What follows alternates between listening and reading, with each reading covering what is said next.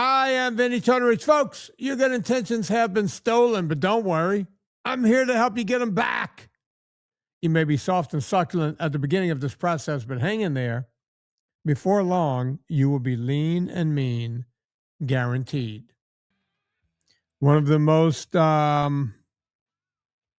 misheard lyrics in all of music. Excuse me while I kiss the sky. But a lot of people will say, excuse me while I kiss this guy. And by the way, Jimmy used to do that sometimes on stage. He would just say it that way because that's what people thought, and he would make fun. To talk about this, by the way, folks, we're going to be talking about ergogenics today. Ergogenics are, supplements that may and can help you perform better athletically or feel better just walking around all day long. Are these things worth it? Are they not worth it? Where does it stop at just being a good supplement and becomes a drug? There's a lot of confusion about all of this. And since we've been talking about building up your body and keeping muscle on and everything else, I figured it was important to do an episode on this. So to help me talk about this, we're going to bring him in. I'm talking about the beautiful, the vivacious Mr. Chris Shaffer. Yeah. So Chris, there were two artists, I'm sure more, that they would just change the words to what people thought they were in the song. Jimmy would often do that on stage. He would say, excuse me while I kiss this guy, because that's what a lot of people thought he was saying back in 1969. 69. Okay. And there was another one, ELO, Electric Light Orchestra, where he's saying, don't drag me down or don't get me down, Groos, Groos, or whatever it's spelled, Groos, which means, hey, broski. It's kind of a, I guess, Hackney slang for, hey, bro, don't get me down. Don't get me down, Groos. But everybody thought he was talking about some dude named Bruce. So he would do that on stage. He would yell out Bruce instead of Groos. Guess it didn't really change the song a whole lot since it sounded the same. Any thoughts, Chris, before we move on to the actual subject at hand? Well, what about the other one, Vinny? Oh, there's that I tons know of them. I mean, we could do a whole episode of them. CCR, right? The bathroom on the right. Yeah. Yeah. There was another one in a song where for years, where the bus and all the tourists are gone. I thought they were saying something else. Year of the Cat, the song Year of the Cat. Oh, yeah. Where he's saying, it's late in the evening and all the bus and the tourists are gone. I can't remember what I used to think, but I used to think it was something else. It sounded like he's saying something about a cigar or something. It's like really fast. I couldn't remember what I thought it was. Right? But if we find that song, you'll know what I'm talking about. But we could go on and on with that. Chris, ergogenics. Now, do we have a definition for just ergogenics, just by itself? What do we consider an ergogenic? So my definition of it is anything that enhances athletic performance. A lot of people think an ergogenic is like just a fat burning aid, but I think you and I agree it's a substantially broader category of things than that. Well, all right, so let me clear that up. You can in sports, there's ergogenic aids. It's something you ingest pretty much in some way, shape, or form, whether it's a needle or just putting it in your mouth. Or, and I'm not kidding about this, folks. Back in the day, they used to inject stuff up their butts. I'm not making that part up. And we can get into that in a minute if you'd like. But there's also ergonomic aids, right? You ever notice when you watch the Olympics are going on right now as we record this, just watching all the ice skating events, there are different ice skates for everything. The hockey players have a certain kind that they turn and cut really fast and what have you.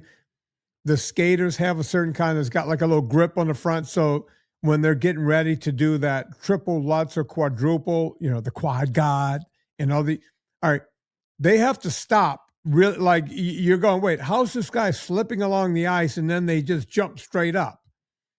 Well, they have like a little, is nudged out on the front of those blades right at the curve of it. They go up on that thing and it stops them in their track and they're able to push straight up, right? You don't need that on the hockey skate. And then you got the speed skaters. You got two kinds. You got the kind that Apollo Ono used to do, the little short track thing that looks like, they wear the helmets. They kind of look like women. You remember the women used to do roller derby on roller skates? They go around the little short track, right? So they put like 5 people on a little short track, and basically it's like roller derby because they never finish with all 5 or 6 on the track. 2 or 3 of them crash out. One guy crosses the line. That's what Apollo Ono was good at. Well, if you look at those skates, the whole blade is attached to the skate. The whole blade, right? But if you look at the ones that Yuta, is that her name? The hot-looking chick from the Netherlands, Yuta, and my other favorite one, Femke Kok, who won the gold. That's her name, folks. Femke Kok. And by the way, gorgeous. They're giving the other girl that's dating the who's the guy she dates, the fighter, the YouTube guy. He just fought Mike Tyson. What's his name, Chris? Jake Paul? Yeah, Jake Paul dates Juta, but her name, they pronounced it Uta. The J is Uta. All right, she's like the big celebrity on the internet, but the girl that beat her out from her own country that got the gold is, in my opinion, supermodel beautiful, right? And her name was Femke Kok. I just want to move there just for the names. Hey, just for people who are going to Google that, it's KOK. Yeah. Right? Yeah, I accidentally put in, I spelled it the way that it sounds and got a very different set of Google search results. So yeah, KOK, I think is how you spell it. Her first name is spelled Femke. I think. Femke and then Kok. K-O-K. Right? Femke, yeah. Yeah. And by the way, Chris, do you see photos of her?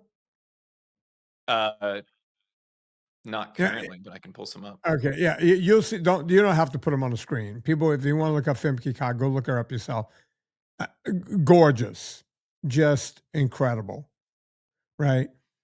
And there's nothing wrong with the other one, Uda, whatever her name is. But if you're choosing between the two, the other one, the one that won the gold, is the more beautiful. All right, they do the long track stuff, 500. 1,000, 1,500 meters, like the longer stuff.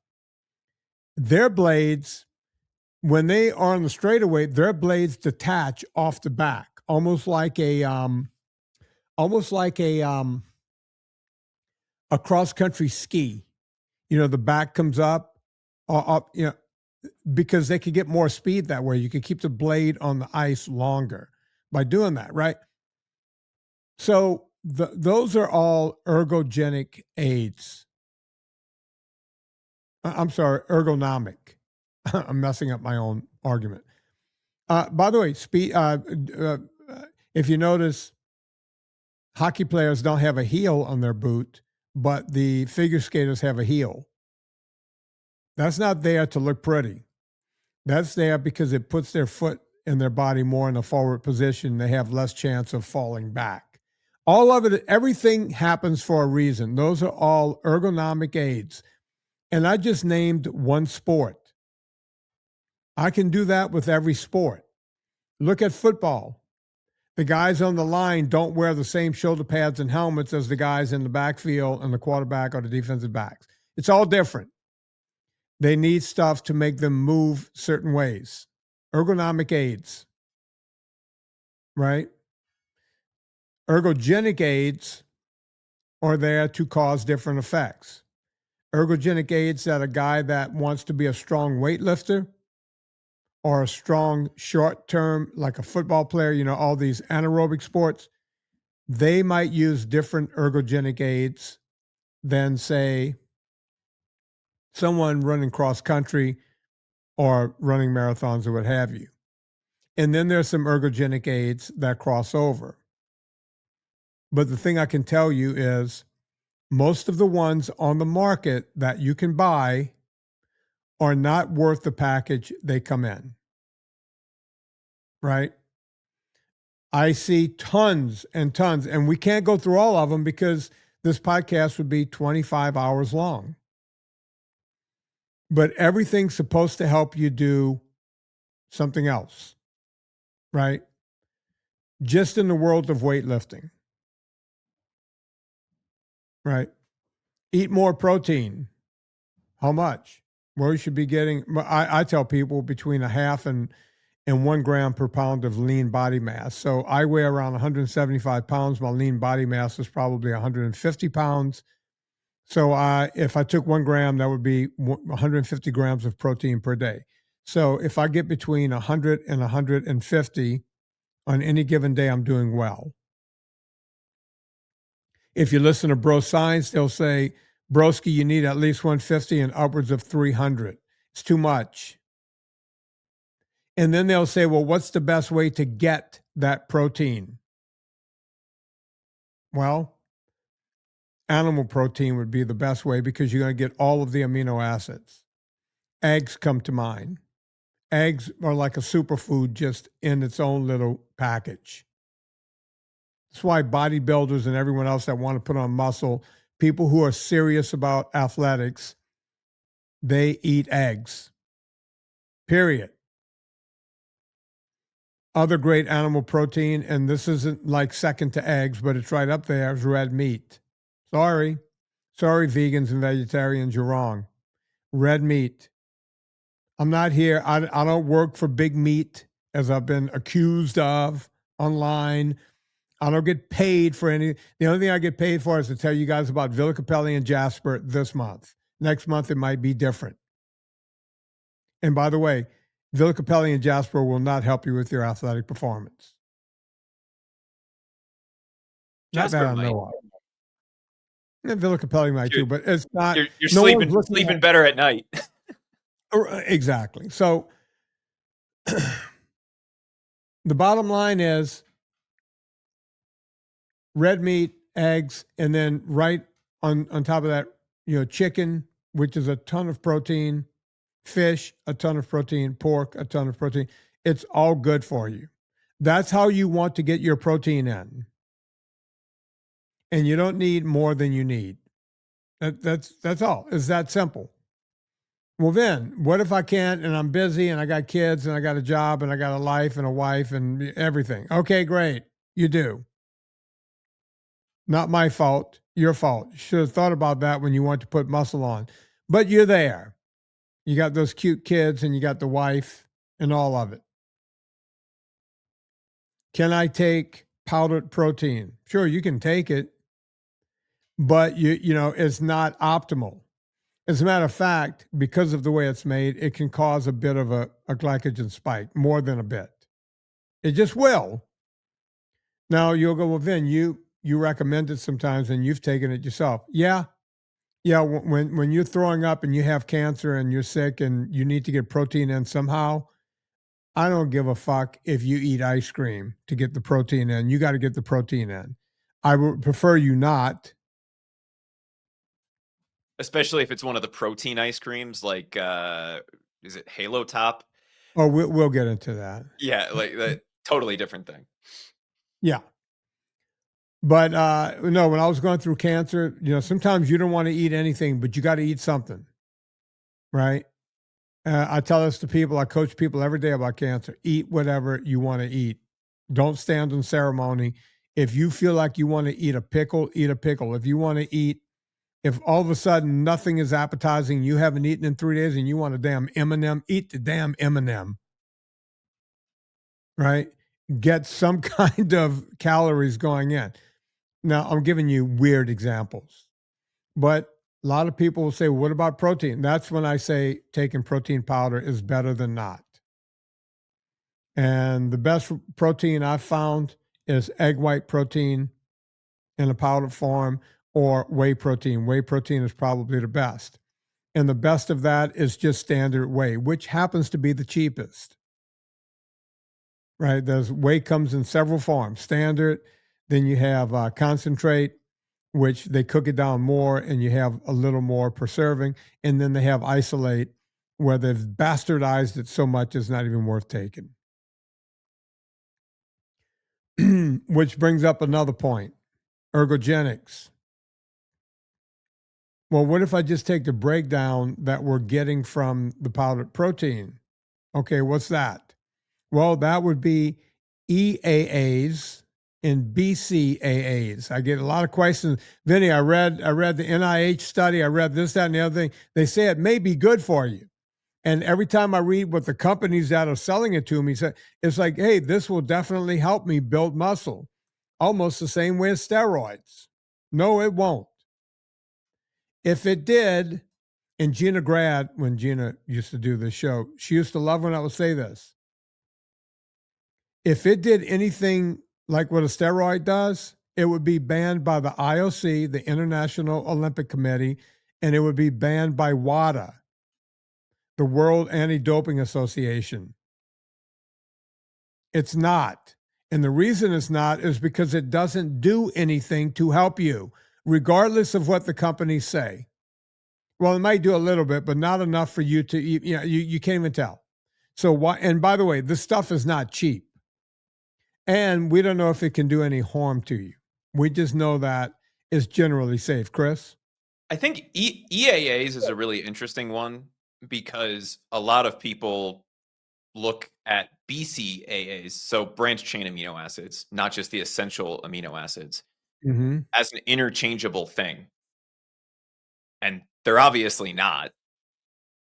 If somebody here is thinking about this and you go, oh, I'll just get the BCAAs because that's got everything in it. And it's usually cheaper than an EAA. You don't want to do that either. And that's actually more counterproductive than even the EAAs would be. If you want the building blocks, eat real protein and you're going to get all of the stuff that you need.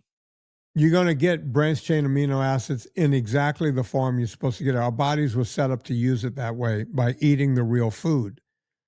The other part of taking, and this is the part that most people don't understand, any of the studies where any of this stuff was actually good for you, a lot of it, they weren't ingesting this stuff orally.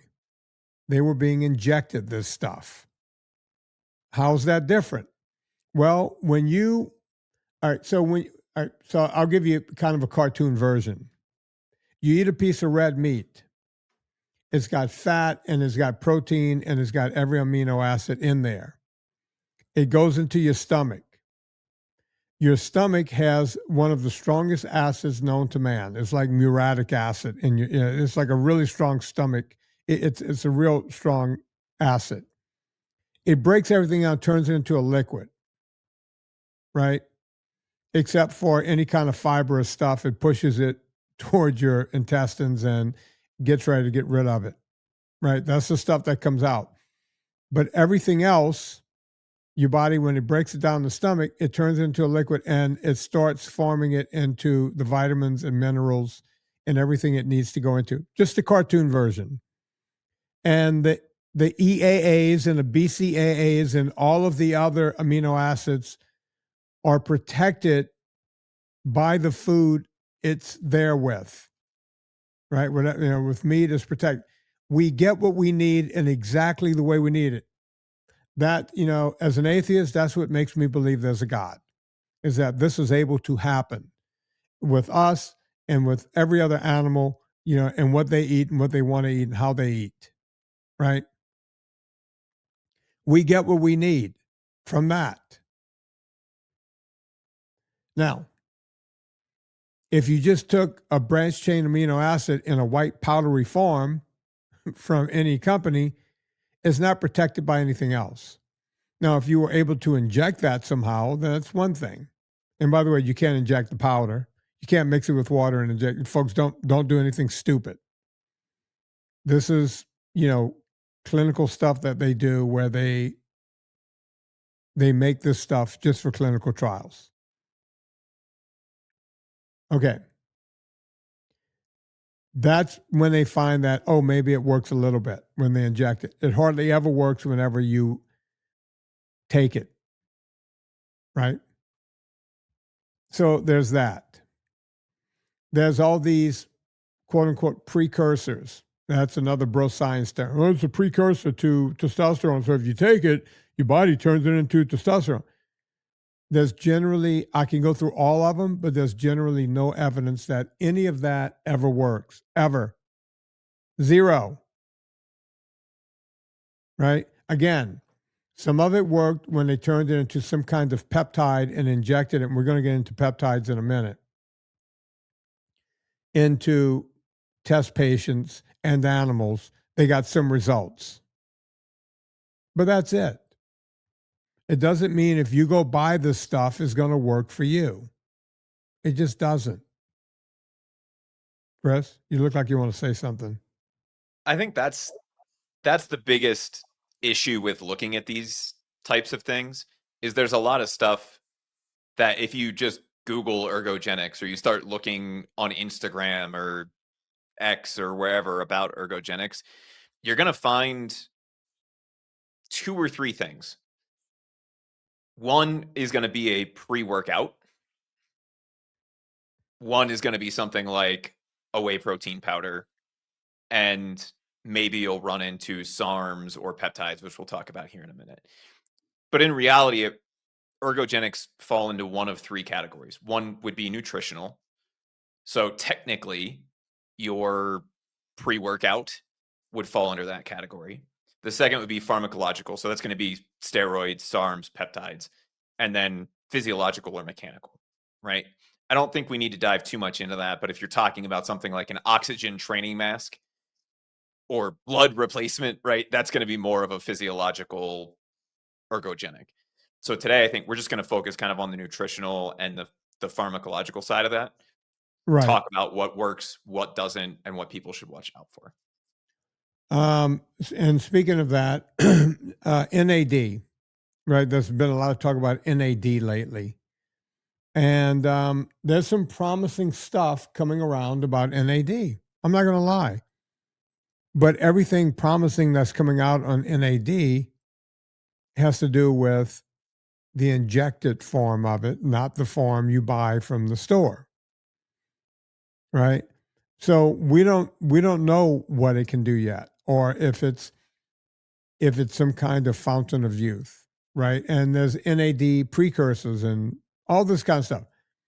Again, I've read as much as I can read on it, and it comes down to the same thing. And people go, well, Vin, since we don't know, can I just take it anyway? Yeah. But we also don't know if long-term effects of it can harm you, right? Once you're sitting there with inoperable cancer because you took some thing that has not been studied, now you got yourself a problem. Wish you hadn't done it, right? Because if you look at most of these studies, they'll say the study was done for X amount of days, so we think it's safe to take it for this period of time. They don't know what the long-term effects are. And then there's stuff like this study coming around in the late 80s and early 90s, DHEA. We still don't know what DHEA does. And by the way, there's so many forms of DHEA. Some of them will kill you, right? Like you can't even get them. But DHEA is sold in, there's keto 7 DHEA, which does not do the same thing as regular DHEA. And then there's other forms that are out there. And people ask me all the time, should I be taking this? And the answer is talk to your doctor, because DHEA is something that we make a lot of when we're younger, but as we get older, we make less.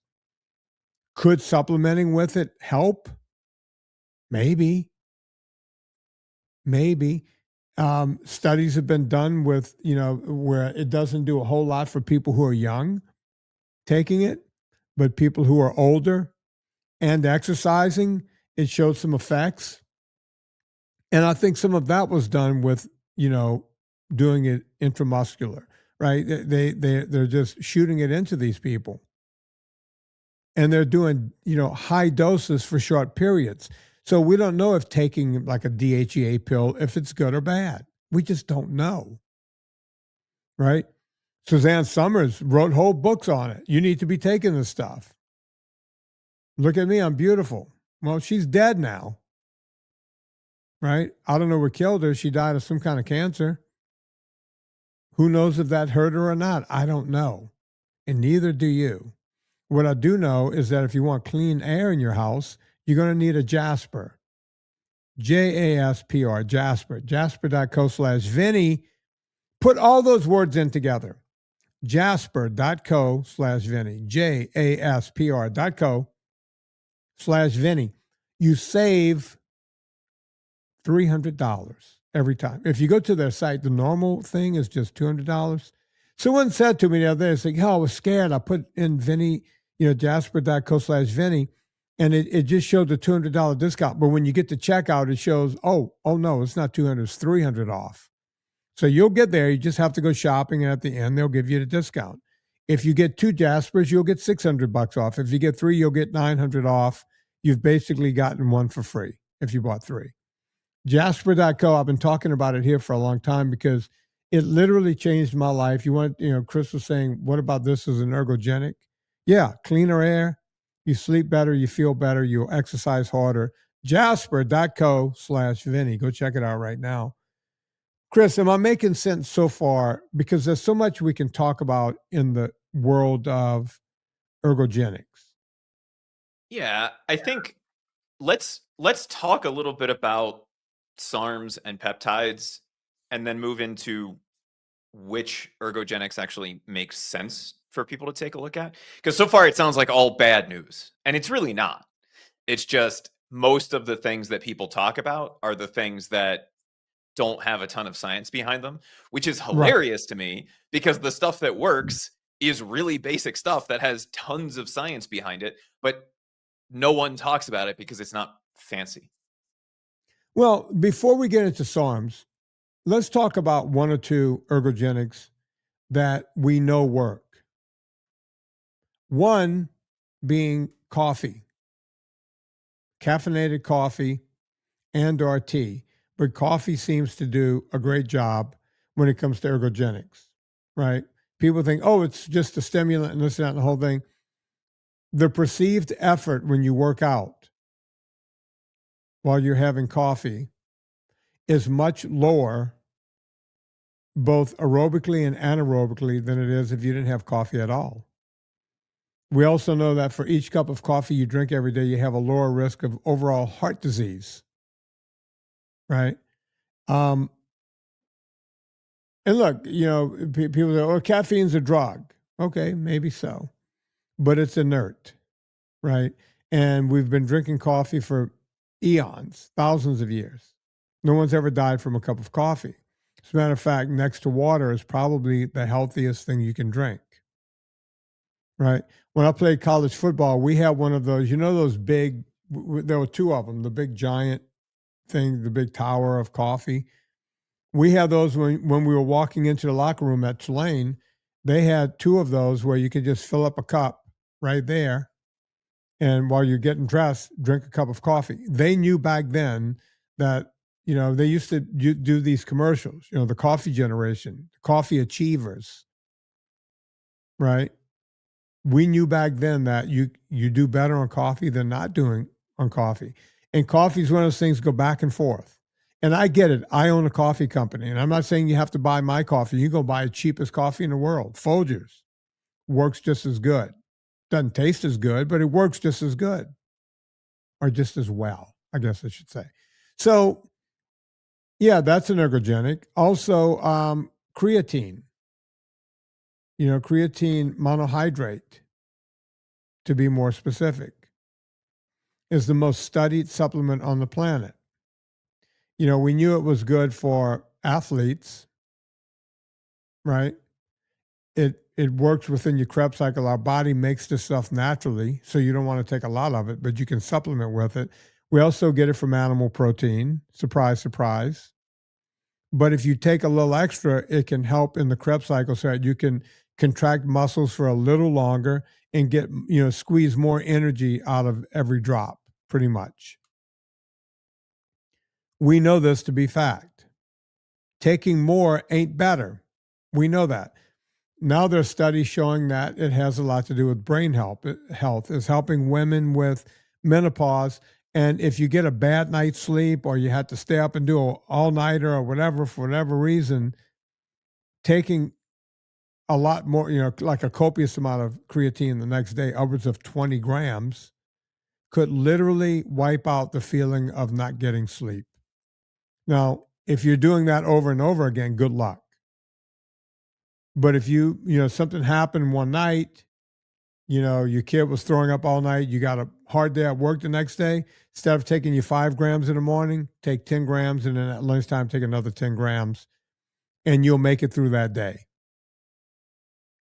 Right? That's what I'm talking about. If you're trying to rely on this stuff day in and day out, just taking that kind of creatine and missing out on sleep, good luck. Because nothing, and I mean nothing, will beat getting good sleep, period. End of story. Chris? I think the other one, and you mentioned it earlier, is just protein. Getting real, complete protein is something that people need to pay attention to. And we're starting to see, I think we talked about this like September or October of last year. Vinnie, all of the food companies, even Starbucks now has protein lattes. Now, if you look at it, it's hot garbage like most of the stuff from Starbucks. But people are finally coming around to understanding the importance of protein. If you have to get it from a powder, you can get it from a powder. Just make sure you're getting real protein.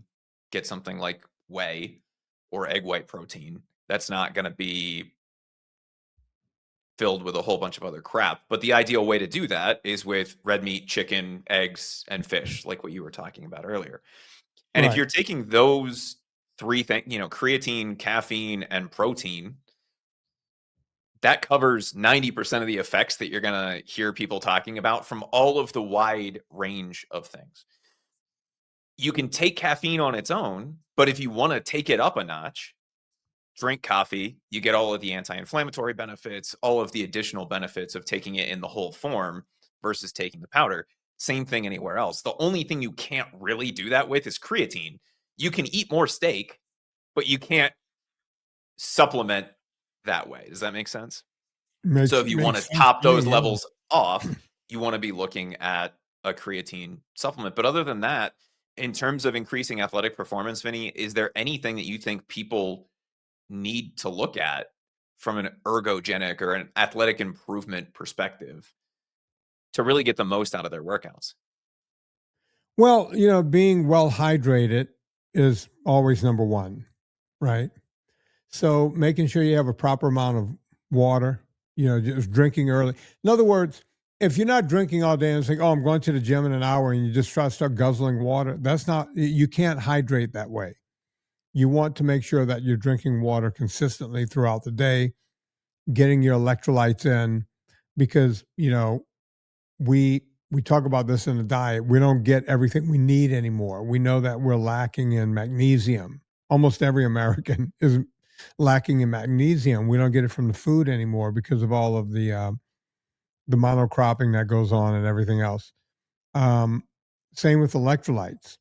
If you want the water to count and you want to feel it during your workout, take an electrolyte. And I'm not talking about Gatorade here or Powerade or Sport Aid. If you don't want to take my product, which is Ultra Salt, might I recommend S caps or salt sticks. I'm not here to try to sell you my product, even though it is superior to those two. Those are the only other two that I used to take before I made one myself. So there are different ways to do that. Um, and by the way, it's kind of like taking an ergogenic anyway, because you're topping yourself off. You're going to give yourself the best chance to have the best workout. And if you're not working out that day, you're going to give yourself the best chance to not feel sluggish, not have headaches, not going, oh, I'm just tired and I don't feel like, and you're yawning throughout the day. None of that happens when you have enough water and enough. My wife used to say to me sometimes, no, I got a little brain fog. It's like, you know what? Go drink some water. Get 2 8-ounce glasses of water in you. You're going to feel instantly better. And she does a thing now where she goes, if I feel weird or whatever, I just drink water and I feel better. Hungry is Yeah. another one. Most Hmm. people don't know the difference because they're not properly hydrated. So you go, oh, I'm hungry. If you're somebody that's struggling on the weight side of this, before you go eat something, unless it's obviously a mealtime, right? In between meals, Right. drink some water. And a lot of times that will curb that. It will even curb the hangry, right? You don't need a Snickers. You probably just need some water and some electrolytes. Yeah, I tell people all the time that when I do the consults, they'll say, I wake up at 3 in the morning and I'm starving. It's like, keep a glass of water next to the bed and drink the water, and you're going to realize that you weren't actually hungry, you were thirsty. And it works. It just plain and simple, it works. Right? Absolutely. So, Vinny, now that people have a better idea of what they should be looking at, let's talk about the giant elephant, or should I say the Tyrannosaurus Rex in the room, which are peptides and SARMs. I'm going to lump those together because they're used the same way. They're not technically the Okay. same thing, but people will get a pretty good idea of what they are. Most people are familiar with peptides now because of GLP-1s, right? Your Hmm. Wegovys and all of that happy stuff, which, by the way, I don't think we've talked about it here yet, but you and I were talking about it on the VIP call the other day. Uh, have you seen any of the articles about the new side effect from GLP-1s? Every day there seems to be a new side effect. What was it again? I'm going to remember it when you tell me. Scurvy. Yeah, scurvy. Something we haven't, it's pirate days the last time scurvy was around now. All of the headlines were like, a pirate disease on the comeback, right? Yeah. All right, folks, we're going to get right into SARMs and right into peptides. So, Chris, let's give a definition of SARMs. It's an acronym. Yeah, it's selective androgen receptor modulators. And peptides are peptides. So Okay, small chemical chains. right. Okay. All right, so explain how SARMs are different than steroids. Pretend I'm in second grade and give me the definition. So my understanding of this, and correct me if you understand this differently, a Hmm. steroid directly increases things like testosterone, right? A Hmm. SARM, which is designed to modulate your receptors, is more of like the precursors to that. So theoretically, instead of giving you a massive dose of testosterone, it increases your ability to create testosterone or to burn fat, some of those kinds of things. So they're modulating specific things rather than it being a your favorite scientific word, Vinny, a bolus of Hmm. testosterone. It's turning specific things on in your body to achieve a specific result, be it increasing testosterone, burning more fat, any of those kinds of things. Okay. Good job. Now, the problem is most people will go, well, wait a minute, I'm doing this naturally. No, you're not. This drug is causing you to do something. A lot of drugs work this way, right? If your body's not doing it by itself, taking something to cause your body to do it will also have side effects. SARMs come with side effects, and these side effects can be dangerous, very dangerous. People have died from them. A lot of these bodybuilders started going, wait, I'm not taking all this. I'm cutting back on this. I'm stacking with SARMs and everything else. They never saw their 30th birthday. I'm not making this up. People thought it was a free-for-all, but it's not. And now, because everyone's on a GLP-1, which is a peptide, they're looking at other peptides. There's a peptide for everything, Chris. Did you know there's a peptide that can make you horny? I'm not kidding. Like they basically have like a Spanish fly version of the peptide. Do you know my favorite peptide, Vinny? I think you and I have talked about this. Is this BP 157, which everyone asked me about? Or melanotan, which triggers melanin, so it gives you a full body tan, but the side effect of it is it's basically Viagra. Oh, really? So you get a little bit of both with that one. Yeah. Well, I think that's the one that I'm thinking about that makes women want to have sex too. Probably. It's not. Yeah, there's one that you can take and boom, all of a sudden, okay, anything that does that to your body that fast, you're not wondering what else is doing, right? And everyone goes, well, BP 157 say if it just causes your body to blah, blah, blah. It's like, when did you become a scientist, number one? You know, what, you read it on the internet, so now you're a damn scientist? Because the internet never gets things wrong. Not that I've ever seen. Oh, wait, that's right. They get everything wrong. They get everything wrong. But you see the point I'm making here, right? It's, if it's causing your body, if it's making your body protect something, it can also make something grow in an abnormal way, including cancer cells, which brings me to steroids. People ask me all the time, it's like, what do you have against HGH, human growth hormones? Well, it doesn't just cause your body to grow new cells and muscles and bones and ligaments and tendons.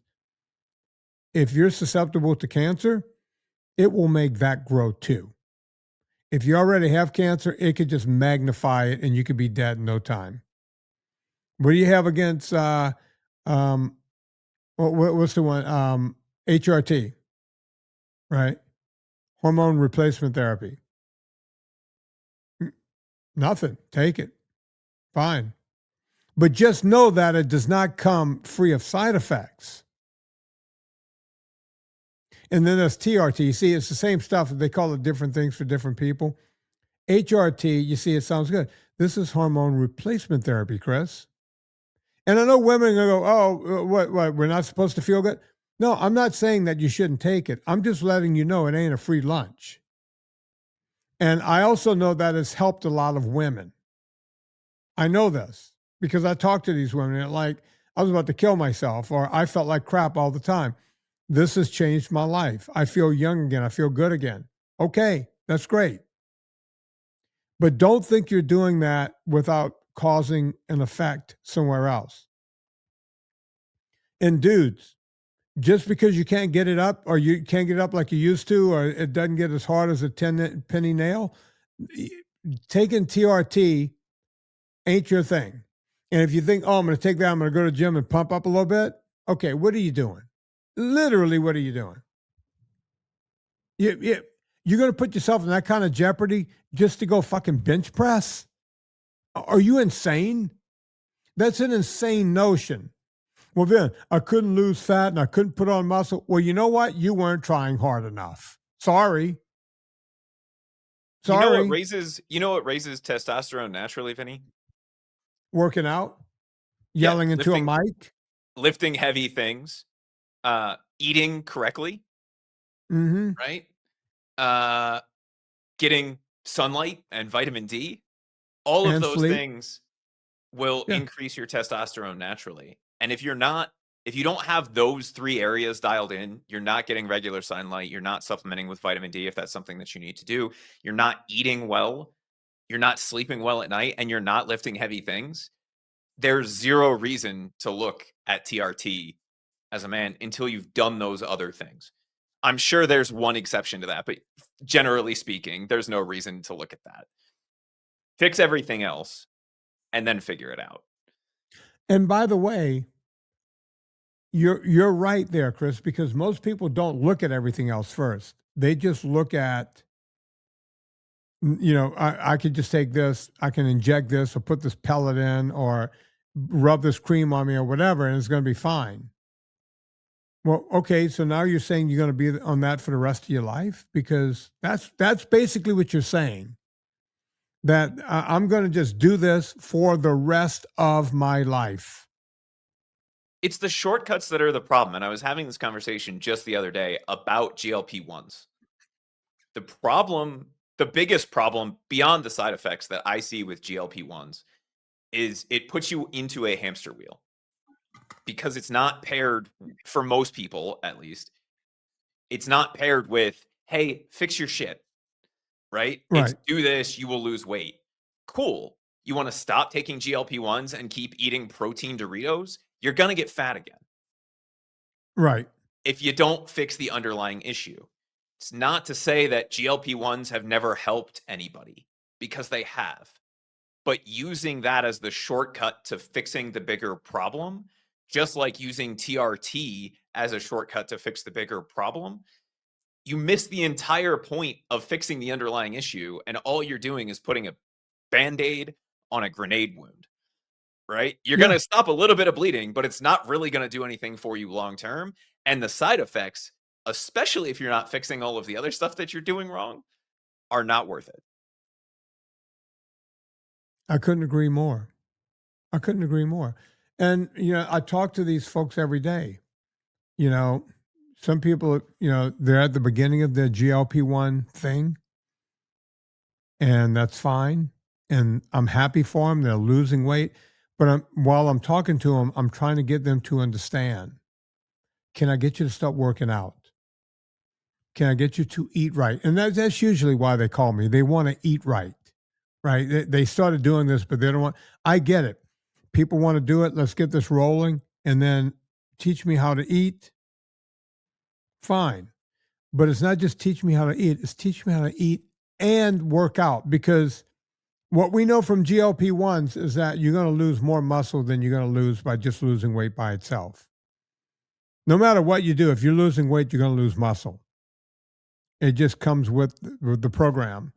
Where you might lose 15 or 20% of your muscle naturally, if you're losing weight, you could lose up to 50. And some people are saying 60% if you're taking a GLP-1 and you're not exercising at the same time. I think I told the story of the lady in the gym. It might have been on a VIP group. Chris, I talk into this mic so much, I can't remember where I say what. Lady in the gym, really tall woman, like 6'1", really tall woman. And she was a good looking woman, but now all of a sudden, she was a little older. So she had low hips on her and the whole thing, a little saddlebaggy looking thing. It's all gone.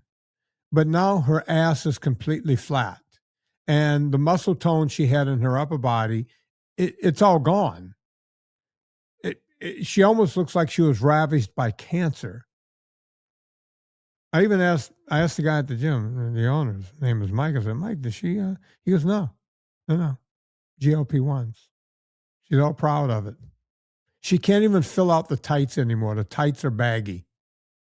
Can you imagine saggy ass in a tight? Poof. Come on. Right? Where she's going to stay on the GLP-1s, but she had to lose that weight so badly, that quickly, that now she looks like that. Now she's got a different problem. See, the problems don't stop. And now, if she doesn't get off of the GLP-1, she's going to have a whole different problem. And I hate to go down this road like this, but that's the whole deal. Everybody's looking for a way out. And the way out, the best way out is to do it naturally. Eat right, cut out all processed foods, cut out sugars and grains, seed oils,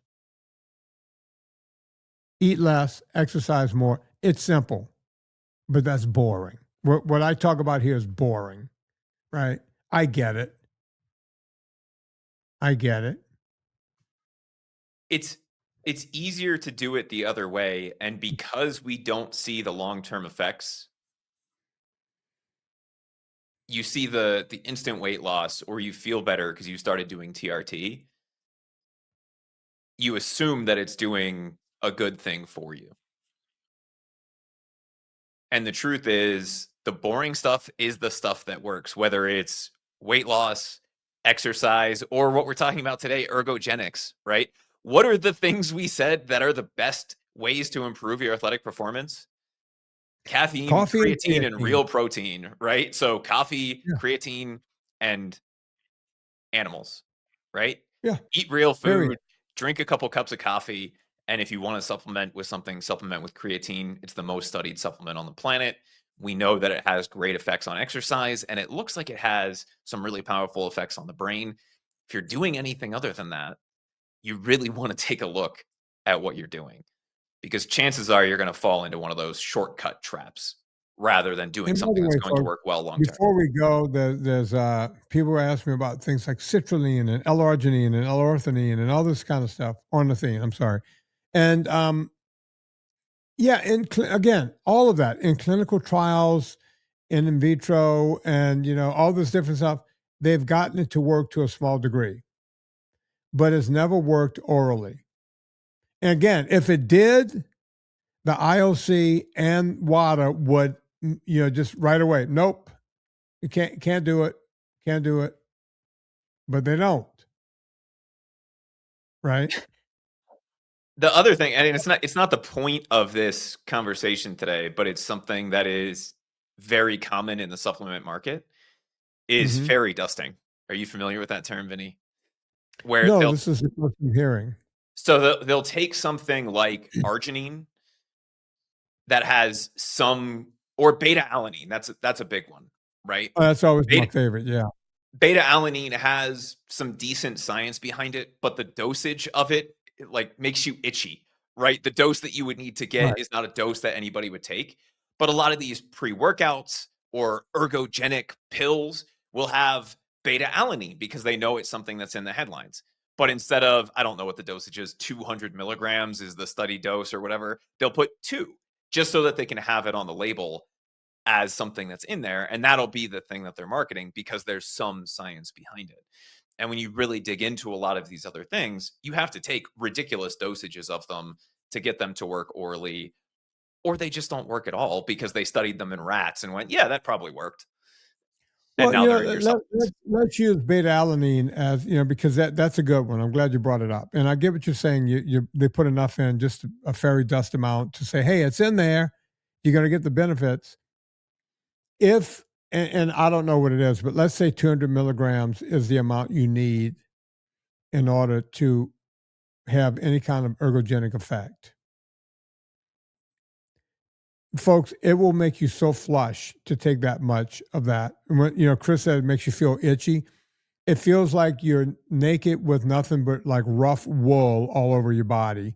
And your whole body turns red and purple. And, it's just might even cause a headache at that amount. You want to walk around feeling like that for the next 5 hours? Because that's what's going to happen. Vinny, 4 to 6 grams per day is the Jesus. studied dosage. That's a lot. And the suggestion that they have is, oh, take it in 1 gram servings to avoid the tingling or the what's it called, paresthesia, right? Yeah. Like to avoid the giant flush. So basically, you have to take it all day, every day, or you walk around looking like a raspberry drug addict, just itching yourself all Yeah. over the gym. Well, Doesn't you'll seem like see fun. those guys at the gym. They look purple. Their face, they look like they're about to die from hypertension, right? That's all that is. They're taking a ton of pre-workout that have alanine in it and niacin. The niacin. It's the same as the niacin flush. It's the same flush. They're taking all this stuff to get blood flow, so they get the big veins while they're working out. It doesn't do anything. If it did anything, I would do it. It doesn't do anything, right? So we can make that the final word, right? I think people get what we're getting at here. Yeah. If you're looking to boost performance, 3 simple things. If you need some energy before you're getting into the gym, have some caffeine, ideally in the form of something like coffee. You know, if you're a tea Yeah. person, you can do that. Don't There's no reason to buy a pre-workout powder, any of those kinds of things. All that's going to do is make you itchy from beta alanine or give you 500 milligrams of caffeine, which is my favorite. You know, you look at the back of a pre-workout jar and it's like 600 milligrams of caffeine. It's like, oh my God, that's what, Vinny, six espressos, seven Yeah. espressos, because you're talking 90 to 100 milligrams of caffeine. Yeah, that's what you Right. need before you go to the gym, is a head exploding amount of caffeine. A little bit of coffee, some real protein, and if you want to add something in, add in some creatine. By Anything the else? way, yeah, I might as well throw this in. You know, I always say it's the three teens: protein, nicotine, and caffeine. People ask me about nicotine, and because a lot of like Jillian Michaels, oh, take all the nicotine you want, and the whole thing. A small amount of nicotine has kind of like caffeine has shown some kind of results, but and nicotine by itself is inert.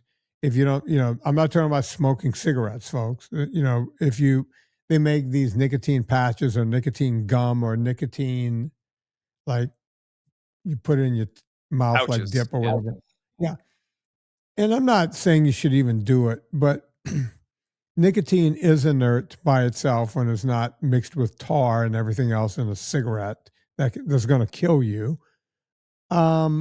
But why do it when you could get everything you need from coffee? That's the way I look at it. So, some people like putting a little pouch in their mouth and go work out. That seems to be a thing right now. I don't know what else they're mixing in those pouches. I don't know anything about them. Doesn't nicotine constrict blood flow? I think it does. Can we look that up really fast? I'm not, I don't know enough about it. I just know that it's inert and it's not going to really hurt you, Yeah, it but it might not be reduces good. peripheral blood flow and increases blood pressure and heart rate. Okay. Probably not the thing you should be taking before a workout. Just think. Yeah. So there you go. There you go. Oh,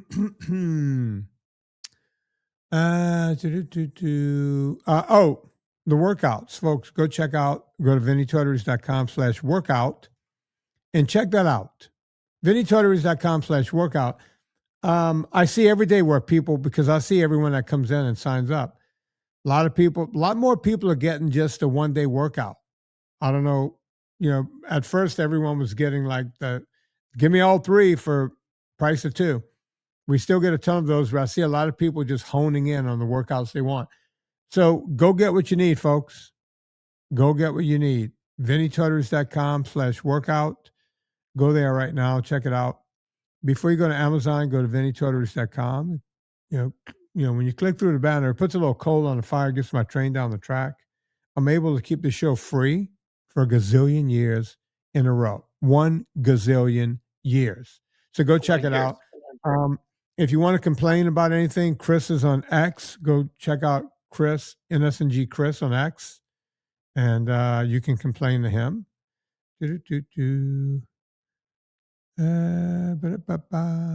Oh, Chris, I almost feel I'll bring it up anyway. The stuff about our ultra salt, and like literally we have one guy complaining about this out of everyone. A couple of other people have asked us about it, and we've given them the answer. Folks, it's the same great ingredients. Sometimes companies will micronize the ingredients differently, and they won't just dissolve in water. And that's what's going on there. Can I say that any other way? Did I make that very clear? Yeah. So in the past, it's almost always mixed well with water. This time it's not. And it just has to do with how they blended everything and the form Right. of the magnesium that we use in the ultra salt. If you're a mixer, we love you. We've talked to our partners and they've started implementing what they call, my new favorite scientific word, mixability testing before they Right. run the formula to make sure that it doesn't happen again. But this most recent batch, just take it as the capsule, or you will find my I think the terminology that I saw the other day was a floating white island Yeah. on top of your Yeah. water. it's gonna mix a little bit, but it's not gonna mix nearly as well as it has By the way, previously. we've never said that this product is meant to be opened and mixed. It's just something that I personally do. I do it with my water bottles here. And by the way, I still put them in here, and I'm on the ones now that float on top too. I just give it a really hard shake before I open it up and drink it down, and it's fine. It's just fine. Um, but the product is still the same great product. I just thought I'd mention that to you guys. We're not effing up the product or whatever. And I think someone's trying to make a case. We've offered that customer his money back. I'm not here to screw anybody over for any reason or whatever. I just want to make sure all of you guys are happy, right? So that's what's going on there. But since people do like to open them up and make sure it mixes, we're working on that. We're always looking to improve at purevitaminclub.com. So there you have it. I'm going to play a little music on the way out here, Chris. On behalf of Chris Shaffer, my name is Vinnie Tortorich. Put life into living, and let's do it with just a little bit more of Mr. Jimmy